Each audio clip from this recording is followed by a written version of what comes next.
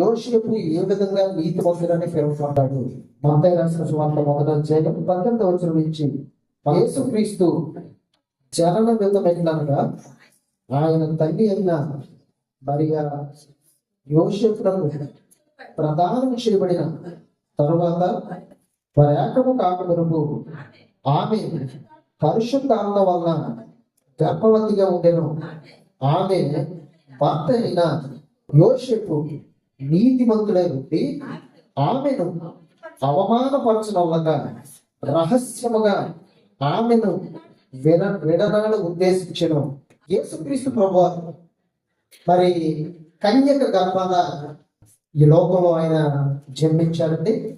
యేసుక్రీస్తు పుట్టక మునిపే కొన్ని వందల సంవత్సరాల క్రితం ప్రవక్తైనటువంటి యెషయా ద్వారా దేవుడు ఆ లేఖన భాగాన్ని లేఖనాన్ని పలికించి ప్రవచనాన్ని పలికించి ఆ ప్రవచన పూర్వకంగా ప్రభు అయిన యేసుక్రీస్తు మరి కన్యక గర్భాన ఈ భూమి మీద జన్మిస్తానని మరి యెషయా ప్రవక్త ద్వారా పలికినటువంటి మాట నెరవేరడానికి తండ్రి అయిన దేవుడు తన కుమారుడైన యేసుక్రీస్తుకి శరీరాన్ని ఇచ్చి, వాక్యంగా ఉన్నటువంటి యేసుక్రీస్తుని శరీరం ఇచ్చి ఈ లోకానికి కన్యక గర్భంలోనికి తండ్రి అయిన దేవుడు ప్రభు అయిన యేసుక్రీస్తుని పంపించాడండి. గత వారంలో మనం నేర్చుకున్నాం మరి కన్యక ఏ విధంగా గర్భవతిగా అయింది అన్నటువంటి విషయాన్ని గత వారంలో మనం నేర్చుకున్నాం.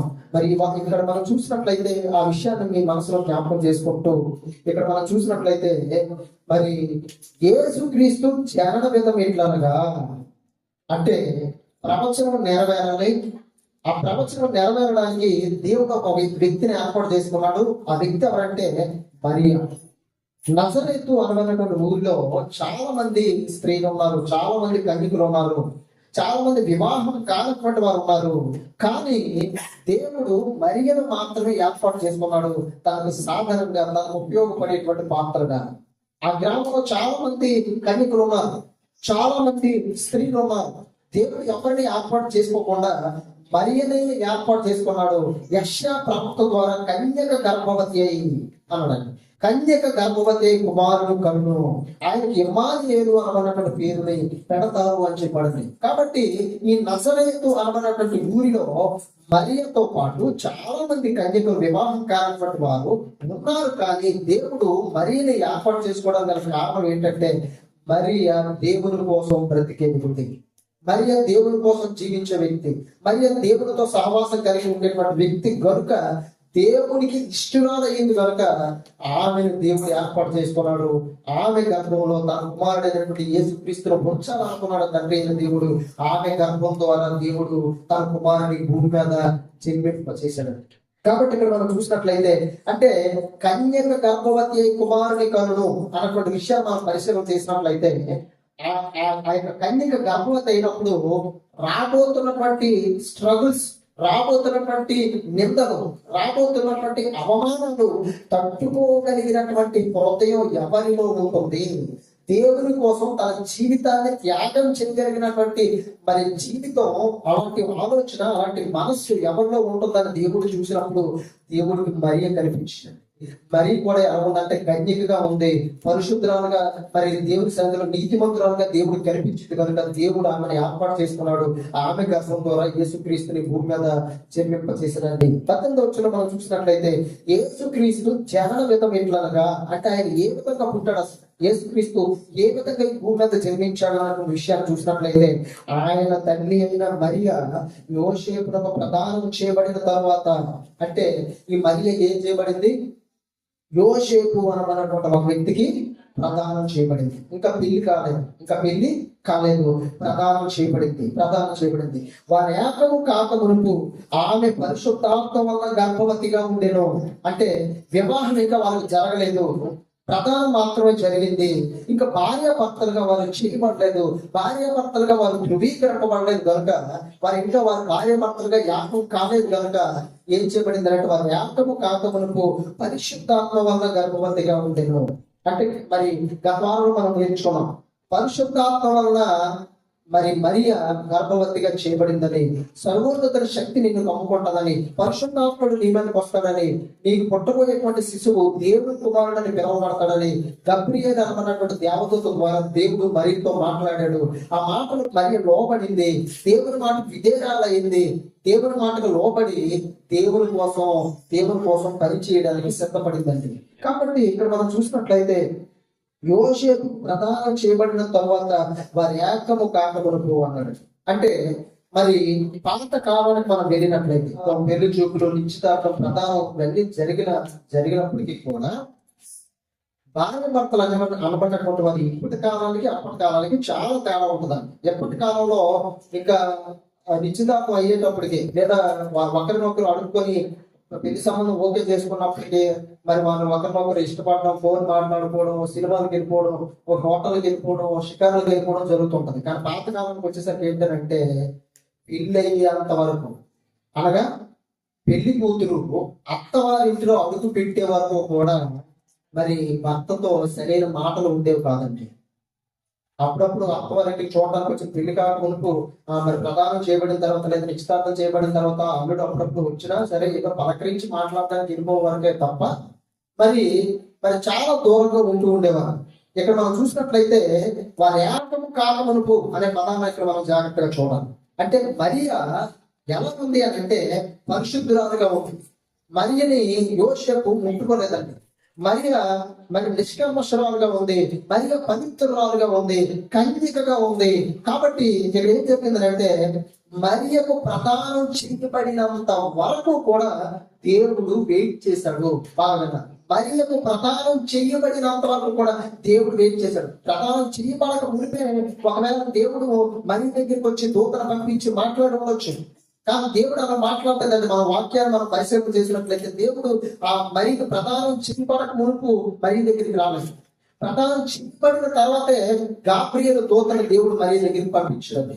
ఎందుకు దేవుడు అలా చేసి ఉంటాడు అన్న విషయాన్ని మనం ఆలోచన చేస్తే, ఒకవేళ మరికి ప్రధానం చేయబడకుండానే ఒకవేళ మరికి దేవుడు గర్భఫలాన్ని ఇచ్చాడు అనుకోండి, ఒకవేళ యేసుక్రీస్తు మరి గర్భాన్ని పుట్టాడు అనుకోండి, ఆ తర్వాత మరి ఎవరైనా చేసుకుంటారా? చేసుకోవడానికి. చూసారు దేవుని ప్రణాళిక ఎంత గొప్పదో, దేవుని ఆలోచన ఎంత గొప్పదో. ఆయన ఉద్దేశం, ఆయన ప్రణాళిక మనుషుల యొక్క ఆలోచనకు అందనంత ఎత్తుగా ఉంటదండి. కాబట్టి మరీకు ప్రదానం చేయబడి అంత వరకు కూడా దేవుడు వెయిట్ చేశాడు. ప్రదానం చేయబడిన తరువాత వారి ఏకము కాకమునుపు, ఇంకా వివాహం జరగక మునుపు ఏం చేశాడంటే తన దూతను మరీ దగ్గరికి పంపించాడు. దయాప్రాప్తురానికి శుభము, ఇదిగో నువ్వు భయపడద్దు అని చెప్తే మరి ఆలోచించుకుంటుంది, ఏంటో ఈ శుభవచనం, దేవుడు ఏం మాట్లాడాలనుకుంటున్నాడు అంటే అప్పుడు గాబ్రియేలు చెప్తున్నాడు, ఇదిగో నువ్వు గర్భం ధరించి ఒక కుమారుని పొందవు, ఆయనకి యేసు అని పేరు పెట్టదువు, ఆయన సర్వోన్నతుడైన దేవుని కుమారుడు అని పిలువబడతాడని చెప్పితే మరి అనుకుంది, అయ్యా నేను పురుషు ఎరగిన దానినే ఇది ఎలా జరుగుతుంది అంటే ఇదిగో పరిశుద్ధాత్మ నీ మీదకి వచ్చును, సర్వోన్నత శక్తి నిన్ను కప్పుకుంటది కనుక మరి నీ గర్భం ద్వారా ప్రభువైన యేసుక్రీస్తు భూమి మీద జన్మిస్తానని చెప్పి గాబ్రియేలు దూత మరి తెలియజేసిందని. అప్పుడు మరియా ఏమన్నదో తెలుసండి, మరి ఏమన్నదో తెలుసా? బాబాయ్ నాకు వద్దు, ఆ నిందలు ఎవరు పడతారు, ఆ అవమానాలు ఎవరు పడతారు, ఒకవేళ మంత్రం చేసుకోకపోతే, ఒకవేళ నా భర్త నన్ను వదిలేస్తే, నాకు కాబోయే భర్త, నన్ను చేసుకోబోయే భర్త వ్యక్తి వివాహానికి ముందే గర్భవతిగా చేయబడ్డం నేను చేసుకోవాల్సిన అవసరం నాకు ఏంటని చెప్తే నా జీవితం ఏమవ్వాలి, నా పరిస్థితి ఏమవ్వాలి, నా బ్రతికేం కావాలి అని అడగలేదు. అందుకేనండి దేవుడు మరీ ఏర్పాటు చేసుకున్నాడు.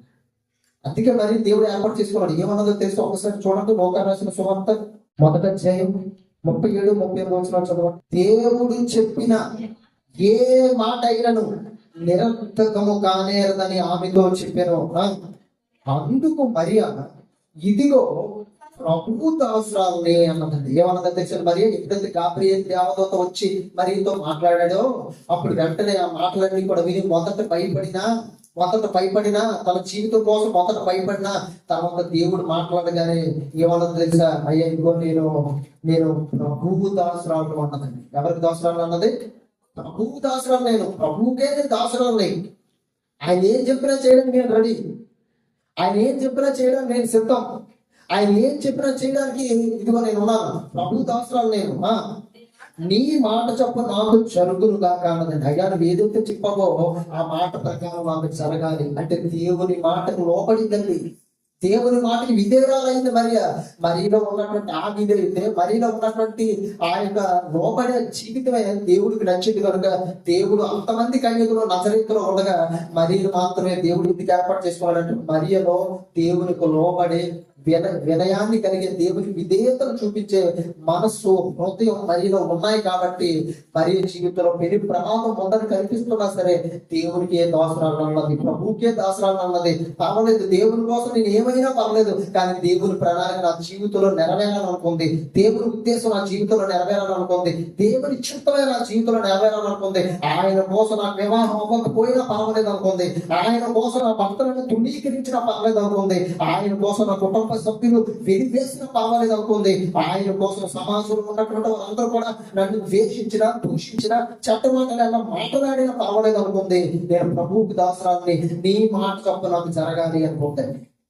తోతతో చెప్తుంది, నీ మాట చొప్పున నాకు జరగాలి అనుకుంది. అంతకు తోత ఆమె యొద్ద నుండి ఈ సందేశాన్ని తేవడానికి గాబ్రియల్ దూత పరలోకం నుండి దేవుని చేత పంపబడ్డాడు. మరి ఈ విషయాలన్నీ కూడా చెప్పాడండి. ఇప్పుడు మత్తయి రాసిన సువార్తలకు మనం వచ్చేద్దామండి. 18వ వచనం, మొదటి అధ్యాయం 18వ వచనం. యేసుక్రీస్తు జనన విధం ఎట్లనగా ఆయన తండ్రి అయిన మరియ యోసేపుకు ప్రదానం చేయబడిన తర్వాత వారి ఏకము కాకమునకు ఆమె పరిశుద్ధాత్మ వలన గర్భవతిగా పుట్టెను. అంటే వారు భార్య భర్తలుగా చేయబడక మునిపే దేవుడు ఏం చేశాడంటే ప్రదానం చేయబడిన తరువాత దేవుడు తన పని స్టార్ట్ చేయడం మొదలు పెట్టాడు. ఎందుకంటే దేవుడి ఉద్దేశం ఏంటంటే ఒకవేళ ప్రదానం చేయబడకుండా ఆమెను పరిశుద్ధాత్మ వల్ల గర్భవతిగా చేస్తే ఏమైపోద్ది, ఇంకా జీవితం ఆమెతో క్లోజ్ అయిపోతుంది, ఇంకెవరు వివాహం చేసుకోరు. కాబట్టి దేవుడి ఉద్దేశం ఏంటంటే ప్రదానం చేయబడినంత వరకు కూడా వెయిట్ చేసి ప్రదానం చేయబడిన తర్వాత వచ్చి దేవుడి తోత మరీతో మాట్లాడిన తర్వాత ఏం జరిగిందంటే వారి ఏకము కాకమును ఆమె పరిశుద్ధాత్మ వల్ల గర్భవతిగా శారా గర్భము మృతతుల్యం అయిపోయింది. స్త్రీ గర్భం శారాకి నిలిచిపోయింది గర్భంలో వేయడన్నా.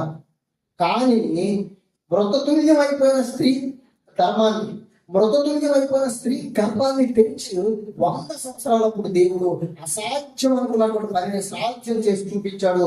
అందుకే ఆది కాలంలో దేవుడు అబ్రహాం తెలియజెప్పడం తెలుసా, నీ భార్య అయిన శారా నమ్మనేలా, ఇదిగో యెహోవాకు అసాధ్యమైనది ఏదైనా పుట్టుగా అంటే మూయబడిపోయి ఛాన్సే లేని అసాధ్యమైన గర్భాన్ని తెరిచి ఇస్సాకుని దేవుడు వాగ్దాన రూపంలో దేవుడు ఇస్సాకు వారికి ఇచ్చాడు. ఇక్కడ కూడా కన్యక గర్భం ధరించడం అనేటువంటి అసాధ్యం పురుషుడు లేకుండా, కానీ ఇక్కడ కూడా అసాధ్యం అనుకున్నటువంటి గర్భాన్ని కూడా తెరిచి దేవుడు ఏం చేశాడంటే పరిశుద్ధాత్మ వలన మరి దేవుడు ఆ గర్భాన్ని తెరిచి ప్రభు యేసుక్రీస్తుని భూమి మీదకి తేవడానికి పరిశుద్ధాత్మ దేవుడు సహాయం చేశాడు. అంటే పరిశుద్ధాత్మ వల్ల గర్భవతి అంటే అర్థం ఏంటంటే పరిశుద్ధాత్ముడు పరలోకంలో ఉన్నటువంటి దేవుని డిఎన్ఏ, పరలోకంలో ఉన్నటువంటి దేవుని డిఎన్ఏ మరియ గర్భంలో ప్రవేశపెట్టడానికి పరిశుద్ధాత్మ దేవుడు సహాయం చేశాడు. అందువల్ల పరిశుద్ధాత్మ ఉన్న గర్భవతిగా చేయబడినటువంటి అర్థం ఏంటంటే మరి మత్తయి సువార్తలో ఇంకో సందర్భం కూడా ఉందండి. యేసుక్రీస్తుని అరణ్య ప్రదేశానికి పరిశుద్ధాత్మ తీసుకుని వెళ్ళాడని చెప్పుకుంటాం. అంటే ఎలా తీసుకెళ్ళాడు, పక్కన భుజం చేసి తీసుకెళ్ళాడండి, ప్రేరేపణ లోపల ఉండి మాట్లాడుతాడు పరిశుద్ధాత్మ దేవుడు.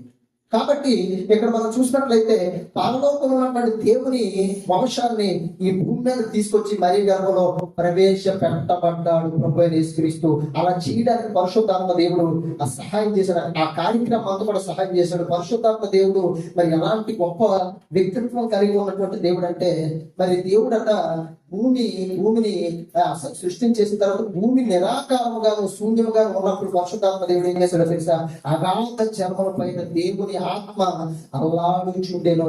అంటే పరిశుద్ధాత్మ దేవుడు కొన్ని పనులు అప్పగించాడు. నాయకుడు ఇక్కడ కాపలా కాయాలి, ఇదిగో నా కుమారుడైన యేసుక్రీస్తు పరలోకముడు భూమి మీదకి మరీ గర్భంలో నువ్వే చేర్చాలి, ఇదిగో యేసుక్రీస్తు అరణ్య ప్రదేశాన్ని నువ్వే తీసుకెళ్ళాలి అని ఆత్మకి దేవుడు కొన్ని పనులు చెప్పాడంటే తండ్రి అయిన దేవుడు అవి నెరవేర్చాలి పరిశుద్ధాత్మ దేవుడు. అలాగే ఇప్పుడు కూడా పరిశుద్ధాత్మ దేవుడు పనిచేస్తున్నాడు.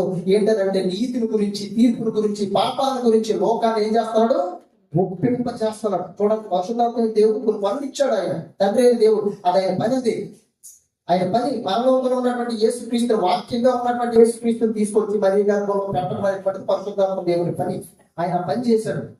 కాబట్టి ఇక్కడ మనం చూసినట్లయితే ఇప్పుడు ఏం జరిగిందో చూడండి. ప్రదానం చేయబడిన తర్వాత వారి ఏకము కాకమునకు ఆమె పరిశుద్ధాత్మ వల్ల గర్భవతిగా ఉండేది. 19వ వచనం, ఆమె భర్త అయిన యోసేపు నీతిమంతుడై ఉండి అనే పదం ఉంది చూడండి. ఆమె భర్త అయిన యోసేపు నీతిమంతుడై ఉండి ఆమెను అవమానపరచనగా రహస్యముగా విడనాడ ఉద్దేశించెను.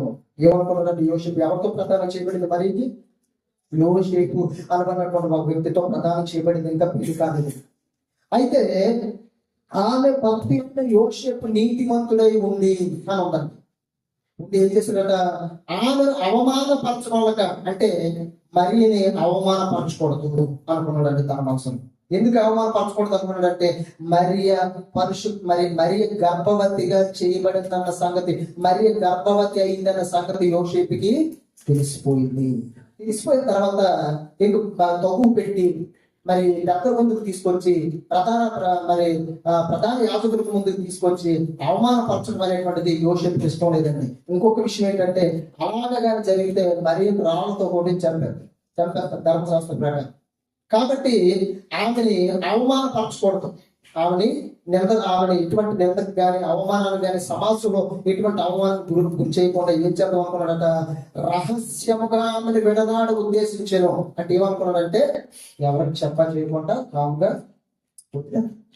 ఎందుకంటే ఆమెను ఎందుకు బయటికి తీసుకురావడం, ఆవిడ ఏదో చేసింది, ఇంకెందుకు ఆమెను అవమానపరచడం, నలుగురిలోకి తీసుకొచ్చి సమాజంలోకి తీసుకొచ్చి ఎందుకు ఆవిడ నిందేదో అవమానపరచడం, తగులు పెట్టడం, ఇవన్నీ కూడా ఎందుకు? ఆవిడ బ్రతికేదో ఆవిడ బ్రతుకుతుంది, నా బ్రతికేదో నేను బ్రతుకుతాను అనుకున్నాడు. రహస్యంగా వదిలేద్దాం అనుకున్నాడు. రహస్యంగా వదిలేద్దాం అనుకున్నాడు. యోసేపుకి ఎంత మంచి ఆలోచన రావడానికి గల కారణాన్ని మనం ఆలోచన చేయాలండి. అదే యోసేపు ప్లేస్ లో ఇంకెవరైనా ఉంటే ఊరుకోరండి, ఖచ్చితంగా తగ్గు పెడతారు, పెద్దల ముందుకు తీసుకొస్తారు. ఎందుకంటే చదవడం అయిపోయింది కనుక, అవ్వకపోతే ఎదిగేది అయిపోయింది కనుక ఖచ్చితంగా ఇంకా తగు పెడతారు. పెద్దలు తగు ఉంది, వాళ్ళు కుటుంబీకులు వీరి కుటుంబీకులు తగు ఆడుకుంటారు, మొత్తానికి ఏదో ఒక సెటిల్మెంట్ వస్తారంట. కానీ యోసేపు ఏమనుకున్నాడంటే ఎవరితో చెప్పలేదు. యోసేపు ఏమనుకున్నాడు? ఎవరితో చెప్పలేదు, రహస్యంగా వదిలేద్దాం అనుకున్నాడు. ఇంకా ఆవిడతో ఇంట్లో మనం ఎందుకు బయటికి తేవడం, ఆవిడ బ్రతికేటప్పుడు చూసుకుంటుంది అనుకున్నాడు. రహస్యంగా వదిలేద్దాం అనుకున్నాడు. యోసేపు చేసిన ఈ మంచి పని బట్టి నీతిమంతుడు అయ్యాడా యోసేపు ఈ మంచి అంటే రహస్యంగా మరియని విడనాడాలని అనుకున్నాడు, వదిలేద్దాం అనుకున్నాడు.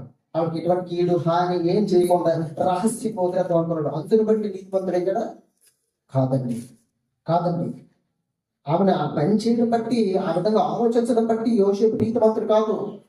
యోసేపు ప్రదానం చేయబడక మునిపే నీతివంతుడిగా జీవించాడు దేవుడి దృష్టిలో. చూడండి అక్కడ చూడండి 19వ ఆమె భర్త అయిన యోసేపు నీతిమంతుడై ఉండి, అంటే ముందుగానే నీతిమంతుడిగా ఉన్నాడు. ప్రదానం చేయబడక మునిపే నీతిమంతుడిగా ఉన్నాడు.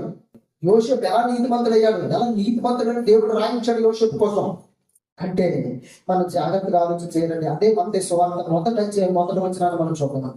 అబ్రహాము కుమారులకు దావీదు కుమారుడైన యేసుక్రీస్తు వంశావళి వివరించడండి దేవుడు. అబ్రహాము అనే పేరు చూడండి. మొదటిగా దేవుడు అబ్రహాము వంశావళిలో నుండి దేవుడు తన కొరకు ఒక ప్రణాళికను ఏర్పాటు చేసుకున్నాడు. అబ్రహాము వంశావళి నుండి యేసుక్రీస్తుని రప్పించాలన్నటువంటి ఒక ఉద్దేశం దేవునికి ఉంది, ఒక ప్రణాళిక దేవునికి ఉంది. అందుకే దేవుడు అబ్రహాము పేరు మొదట రాయించాడు. పాత నిబంధనలో ఉన్నటువంటి వారు పాత నిబంధనలో ఉన్నటువంటి వారు చాలా మంది నీతి మంత్రులుగా తీర్చిదిద్దబడ్డారు. దేన్ని బట్టి నీతి మంత్రులుగా తీర్చిదిద్దబడ్డారంటే విశ్వాసమును బట్టి. ఉదాహరణకి హేబేలు కయీను ఇద్దరు కూడా దేవునికి అర్పణ తీసుకెళ్లారండి. దేవుడు కయీను అర్పణ అంగీకరించాడు, దేవుడు హేబేలు అర్పణ అంగీకరించాడు. దేనిని బట్టి హేబేలు అర్పణ దేవుడు అంగీకరించాడు చూడండి. హెబ్రీయులకు రాసిన పత్రిక, అపోస్తలుడైన పౌలు హెబ్రీయులకు రాసిన పత్రిక 11వ అధ్యాయం 4వ వచనం. విశ్వాసమును బట్టి హేబేలు కయీను కంటే శ్రేష్టమైన పని దేవుడికి అర్పించెను. దేవుడు అతని అర్పణను గురించి సాక్ష్యం ఇచ్చినప్పుడు అతడు ఆ విశ్వాసమును బట్టి నీతిమంతుడని సాక్ష్యము పొందెను. హేబేలు దేని బట్టి సాక్ష్యం పొందడని నీతిమంతుడని? విశ్వాసమును బట్టి. విశ్వాసమును బట్టి, ఒక హానోకు విశ్వాసమును బట్టి, ఒక అబ్రహాము విశ్వాసమును బట్టి, ఒక ఇస్సాకు విశ్వాసమును బట్టి, యాకోబు విశ్వాసమును బట్టి, ఇలా బైబిల్లో మనం చూసుకుంటూ పోతే చాలా మందికి విశ్వాసమును బట్టి నీతిమంతులుగా దేవుడు తీర్చాడండి. విశ్వాసం బట్టి నీతిమంతులుగా తీర్చాడు దేవుడు. విశ్వాసమును బట్టి వారి గురించి సాక్షి చెప్పాడు దేవుడు నీతిమంతులని.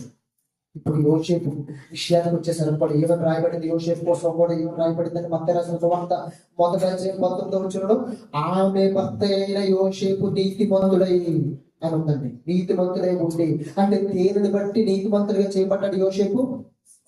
విశ్వాసమును బట్టి.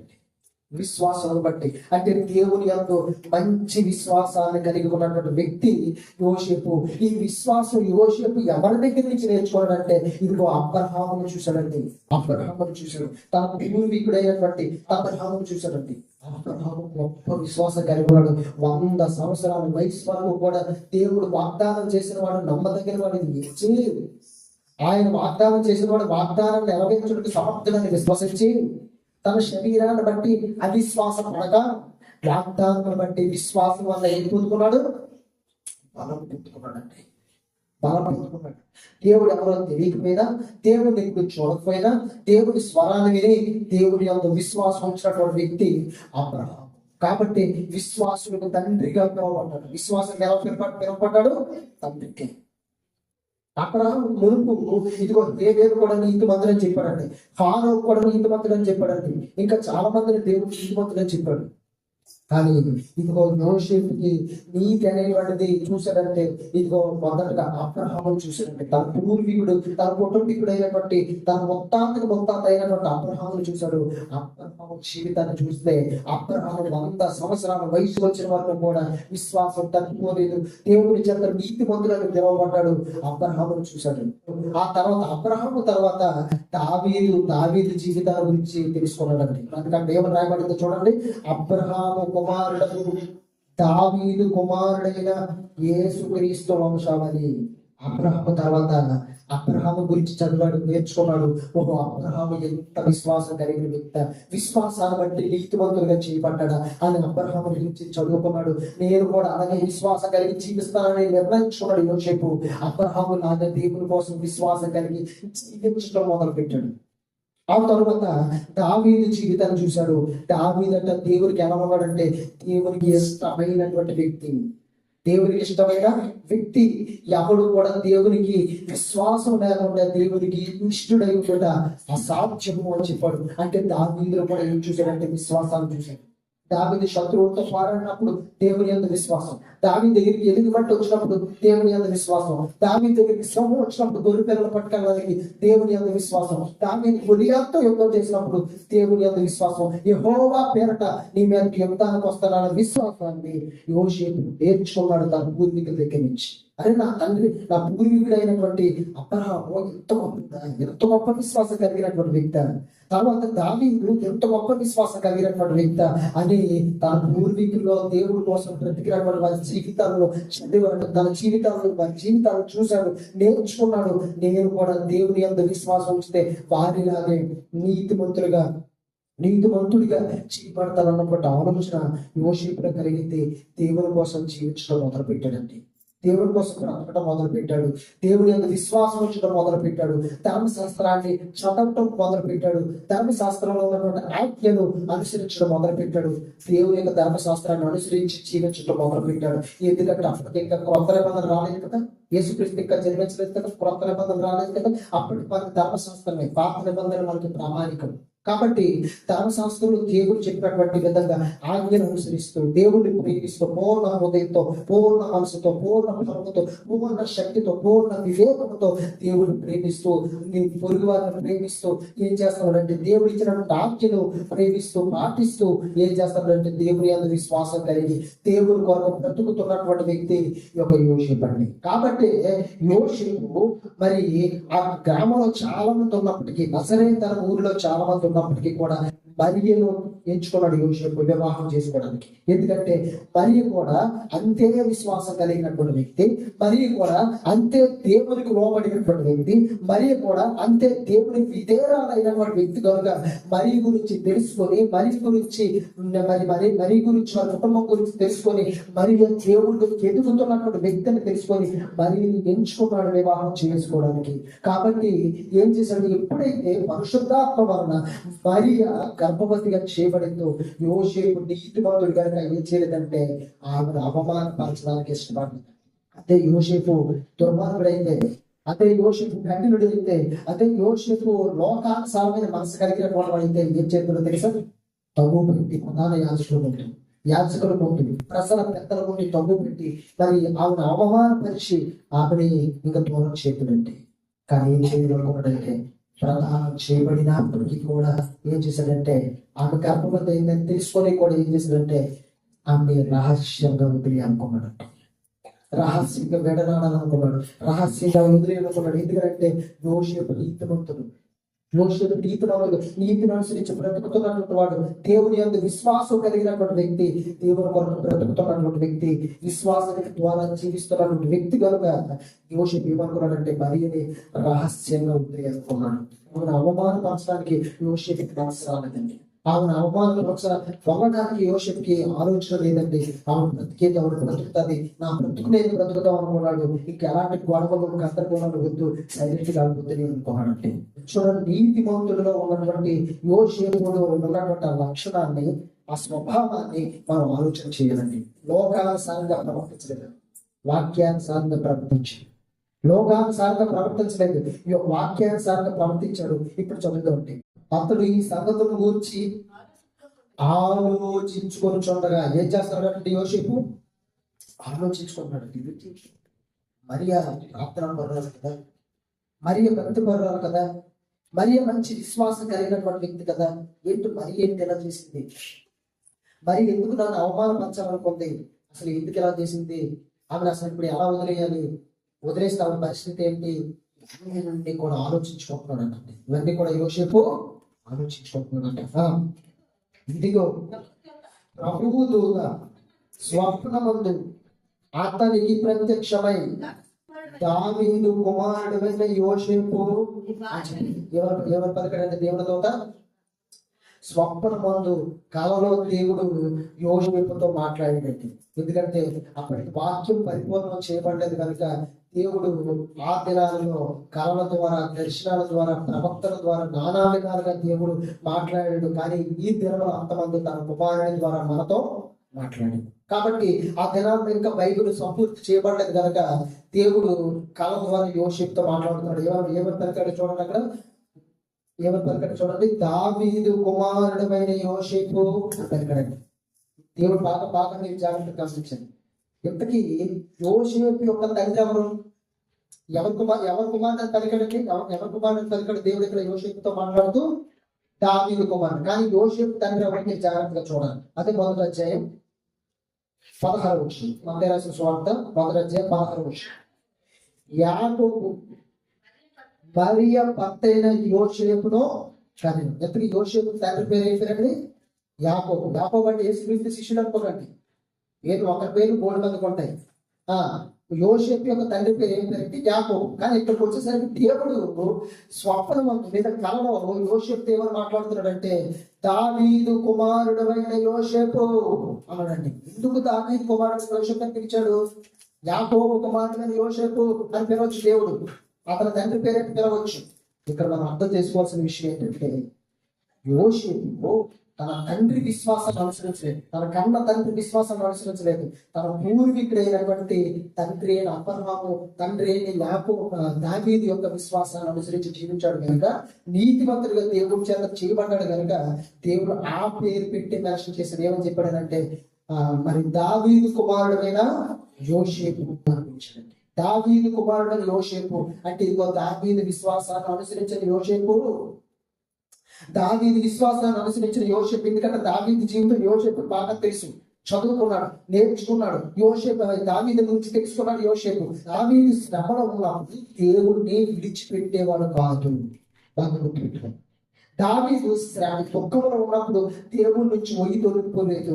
దావీదు ఇరుకులో ఉన్నప్పుడు, కన్నీళ్ళలో ఉన్నప్పుడు, శత్రువుల చేత తరమబడుతున్నప్పుడు దేవుడిని విడిచిపెట్టలేదండి. ఎన్ని శ్రమలు వచ్చినా, ఎన్ని ఇబ్బందులు వచ్చినా ప్రార్థన చేశాడు, విశ్వాసం ఉంచాడు దేవుని యందు.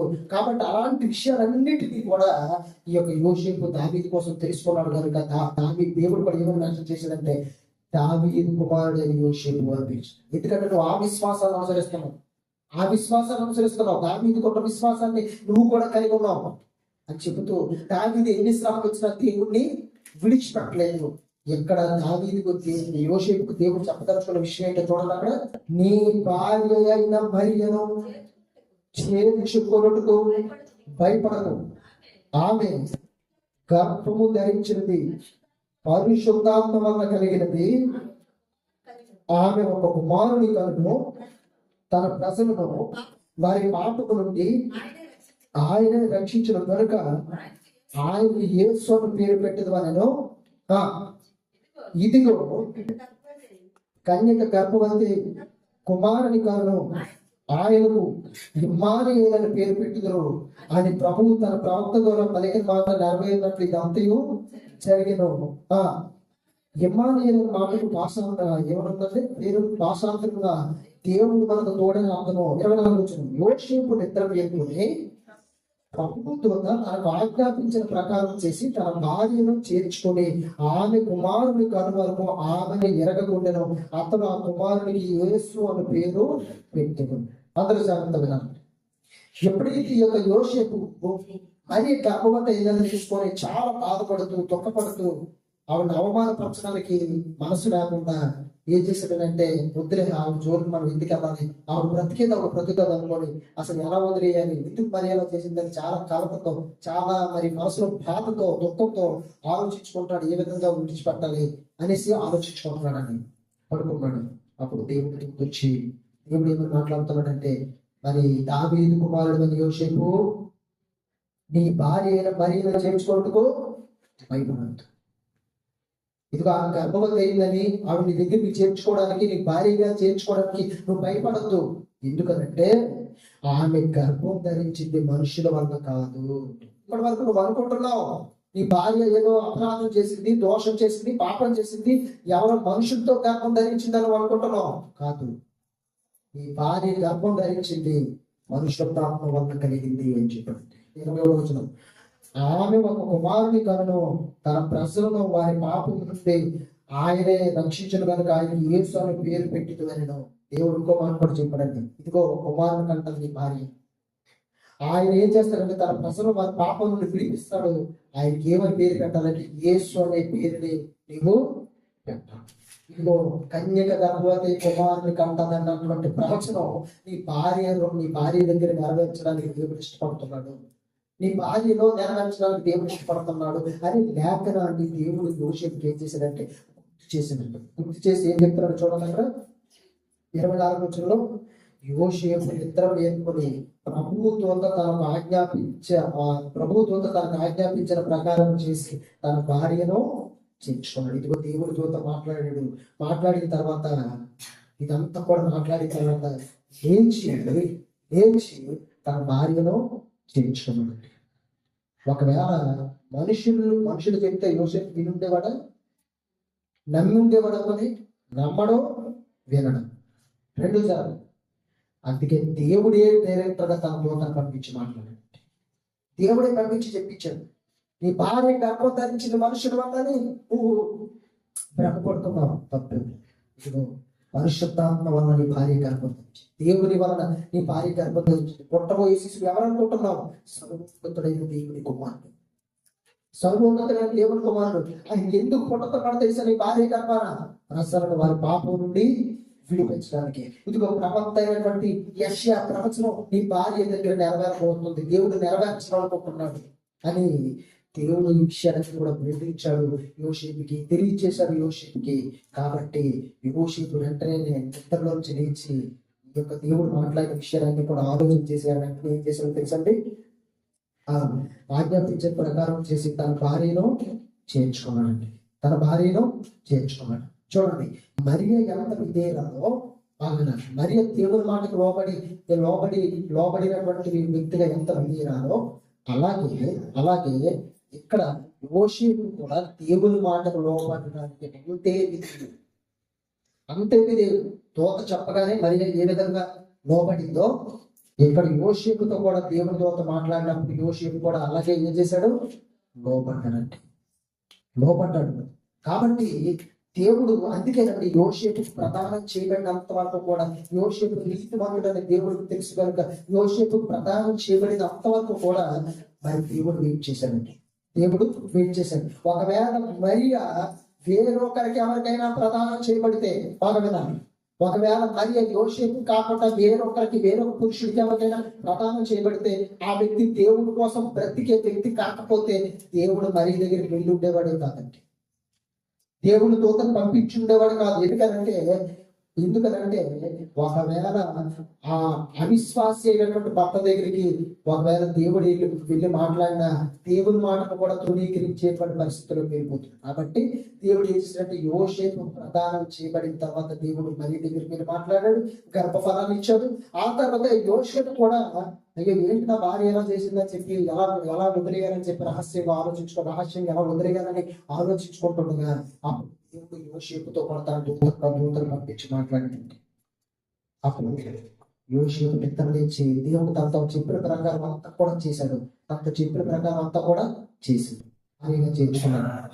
భారీగా చేర్చుకున్న తర్వాత అంటే గర్భం ధరించిన మొదటి 2-3 నెలల్లో ఇదంతా కూడా జరిగిందండి. అప్పుడు తన భార్య చేర్చుకున్న తర్వాత కూడా బాగా వినాలి. చేర్చుకున్న తర్వాత కూడా అందుకే అక్కడ ఒక అద్భుతమైనటువంటి పదాలు రాయించండి. ఏంటో చూడండి అక్కడ 25వ వచనం. ఆమె కుమారుని కను వరకు ఆమెను ఎరగకుండెను. అంటే దేవుని ఉద్దేశం నెరవేరడం. ఆమె ఒక కుమారుని కనే వరకు కూడా మరియతో ఎటువంటి భర్తగా వాళ్ళు వ్యవహరించలేదండి. మరియను భార్య భర్తలుగా వ్యవహరించలేదు. మరియను భార్యగా చేర్చుకున్నాడు. మరియను పరిశుద్ధంగానే ఉంచాడండి. ఎందుకంటే దేవుని చిత్తం నెరవేర్చబడాలి, దేవుని ఇష్టం నెరవేర్చబడాలి, దేవుని ఉద్దేశం నెరవేర్చబడాలి. కాబట్టి కుమారుని కనే వరకు కూడా మరియని అలాగే ఉంచాడండి. మరియను పరిశుద్ధంగానే ఉంచాడండి. మరియను పవిత్రంగానే ఉంచాడండి యోషేపు. చూడండి, నీతిమంతుడు అంటే ఆ విధంగా దేవుని కోసం బ్రతికే వ్యక్తిగా యోషేపు మనకు కనిపిస్తున్నాడండి. దేవుని కోసం బ్రతికే వ్యక్తిగా, దేవుని మాటకి లోపడే వ్యక్తిగా, దేవుని గణపరిచే వ్యక్తిగా, దేవుని ఆజ్ఞకు లోపడే వ్యక్తిగా, దేవుడు మాట్లాడగానే వెంటనే నిజమైన ప్రభ అని వెంటనే దేవుని మాటకు లోబడి దేవుని మాటను గౌరవించి వెంటనే తన భార్యని తెచ్చుకుని భార్యగా తను స్వీకరించి తన ఇంట్లో చేర్చుకోవాలండి. యోషేపు నీతిమంతుడంటే ముందుగానే నీతిని కలిగి ఉన్నటువంటి వాడు. ముందుగానే అబ్రహామును చూసి నీతిమంతుడిగా, దావీదుని చూసి దేవుని యొక్క విశ్వాసం ఏ విధంగా ఉంచాలో నీతిమంతుడిగా వారి జీవితాలను చూసి నేర్చుకున్నాడండి యోషేపు. అందుకే దేవుడు కూడా మాట్లాడినప్పుడు, దేవుని దూతను పంపించి మాట్లాడినప్పుడు దావీదు కుమారుడని యోషేపు అని పిలిచాడండి దేవుని దూత. ఎందుకంటే వారి విశ్వాసాన్ని కలిగి నీతిమంతుడిగా యోషేపు చేయబడ్డాడు. యోషేపు హృదయం దేవుడికి తెలుసు కనుక యోషేపుని మరియను దేవుడు ఏర్పాటు చేసుకున్నాడు.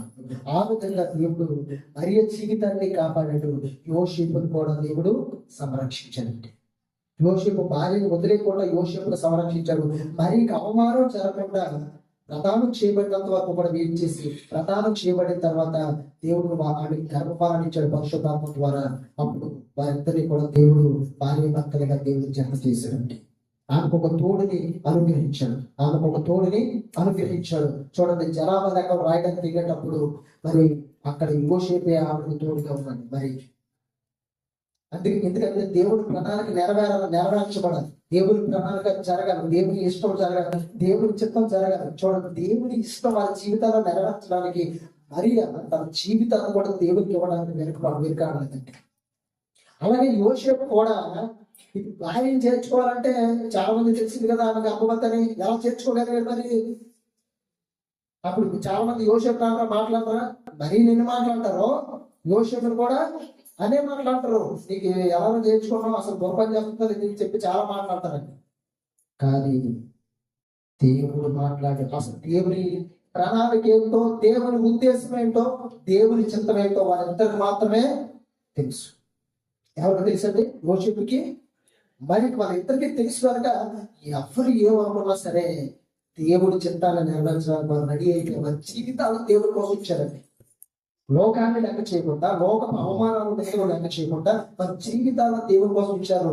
ఆ విధంగా యోసేపు మరి ప్రధానం చేయబడక మునిపే నీతిని విశ్వాసం ద్వారా నీతిమంతుడిగా తీర్చిదిద్దబడ్డాడు యోసేపు. అలాంటి గొప్ప జీవితాలు, దేవుడి కోసం బ్రతికే జీవితాలు మనము కూడా కలిగి జీవించాలి.